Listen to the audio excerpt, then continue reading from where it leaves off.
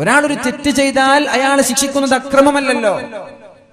സ്കൂളിലേക്ക് വൈകിപ്പോയ ഒരാൾ, സ്കൂളിലേക്ക് വൈകിട്ടാണ് ഒരാൾ എത്തിയത്. 10 മണിക്ക് തുടങ്ങേണ്ട സ്കൂള് 10:30 മണിക്കാണ് ഒരു കുട്ടി പോകുന്നത്. അച്ഛൻ അയാളെ വിളിച്ചു, അയാൾക്ക് ചൂരൽ കൊണ്ട് 2 അടി അടിച്ചു. അയാൾ ചെയ്തത് അക്രമമാണെന്ന് പറയാൻ പറ്റുമോ? വൈകിയതിന്റെ പേരിൽ അടിച്ചത്. നേരെ മറിച്ച് കൃത്യമായി 10 മണിക്ക് വന്ന ഒരാളെ പിടിച്ചിട്ട് എന്താടാ നീ വൈകിയതെന്ന് ചോദിച്ചടിച്ചാൽ അത് അക്രമമാണ്. അതിനെതിരെ ചോദ്യം ചെയ്യാൻ അവകാശമുണ്ട്. അപ്പോ അക്രമം എന്ന് പറഞ്ഞാൽ തെറ്റ് ചെയ്ത ആളുകൾ ശിക്ഷിക്കപ്പെടും, അത് അക്രമമല്ല. തെറ്റ് ചെയ്ത ആളുകളെ വേണമെങ്കിൽ ശിക്ഷിക്കാതെ വിടാം, അത് ഓരോ ആളുകളുടെ ഇഷ്ടമാണ്. അള്ളാഹു ഒരു പക്ഷേ തെറ്റ് ചെയ്ത ആളുകൾക്ക് ഒരു ശിക്ഷയും നൽകാതെ അയാളുടെ ഏതെങ്കിലും ഒരു സ്വതക കാരണം സ്വർഗം നൽകിയേക്കാം, അത് അള്ളാഹുവിന്റെ ഇഷ്ടമാണ്. പക്ഷേ നന്മ ചെയ്ത ആളുകൾ ഒരിക്കലും ആക്രമിക്കപ്പെടൂല. നിരപരാധികളിൽ ജയിലിൽ കിടക്കേണ്ട അവസ്ഥ നമ്മുടെ ഭാരതത്തിലുള്ളതുപോലെ, നമ്മുടെ നാട്ടിലുള്ളതുപോലെ നിരപരാധികളൊക്കെ ജയിലിൽ, ക്രിമിനലുകളൊക്കെ ഇങ്ങനെ ഗുണ്ടാ സംഘങ്ങളൊക്കെ നെഞ്ചും വിരിച്ച് നാട്ടിൽ നടക്കുക, നിരപരാധികളൊക്കെ ജയിലിൽ. ഇതുപോലൊരവസ്ഥ സ്വർഗത്തിലുണ്ടാവൂല, മഹ്ശറിലുണ്ടാവൂല. അല്ലാഹു കാക്കട്ടെ. ആരും നിങ്ങൾ പ്രവർത്തിച്ചതൊക്കെ നിങ്ങൾ കാണുക തന്നെ ചെയ്യും. ഒരു അണുമണി തൂക്കം നന്മ ചെയ്താൽ അത് നിങ്ങൾ കാണുക തന്നെ ചെയ്യും.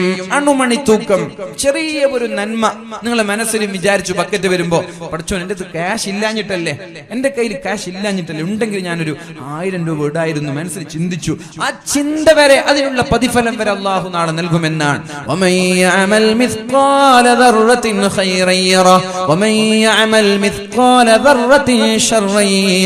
ഇങ്ങനൊരു പരിപാടി ഇവിടെ സംഘടിപ്പിക്കുമ്പോൾ ചില ആളുകൾ മനസ്സിൽ ഇതെങ്ങനെയെങ്കിലും തടയണം, ഇതെങ്ങനെയെങ്കിലും നമുക്ക് ചെറുക്കണം എന്ന് ആലോചിക്കുന്നത്. ഞാൻ താമരശ്ശേരിയിൽ ഒരു പരിപാടിക്ക് റമദാന് മുമ്പ് പോയി. പള്ളി ഉദ്ഘാടനമായിരുന്നു.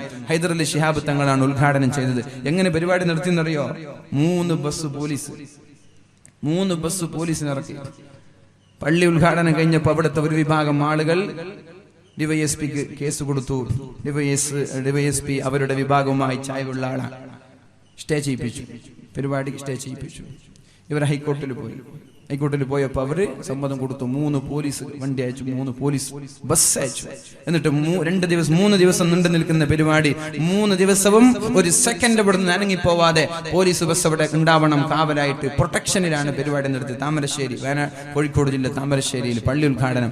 RSS ആരൊന്നുമില്ല, നമ്മളെ വിഭാഗം പള്ളിയും കെട്ടി പരിപാടി നടത്തുമ്പോ ഹൈദർ നിങ്ങളെ വരാൻ വിടൂല, പരിപാടി ഇവിടെ നടത്താൻ വിടൂല.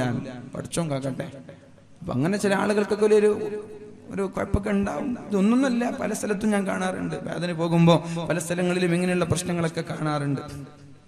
അങ്ങനെ മനസ്സിൽ ചില ആളുകൾക്ക് ആഗ്രഹം, ഈ പരിപാടി എങ്ങനെയെങ്കിലും തടയണം.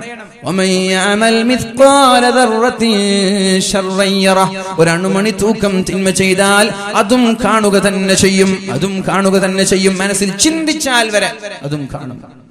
അല്ലാഹു ബോധം നൽകട്ടെ.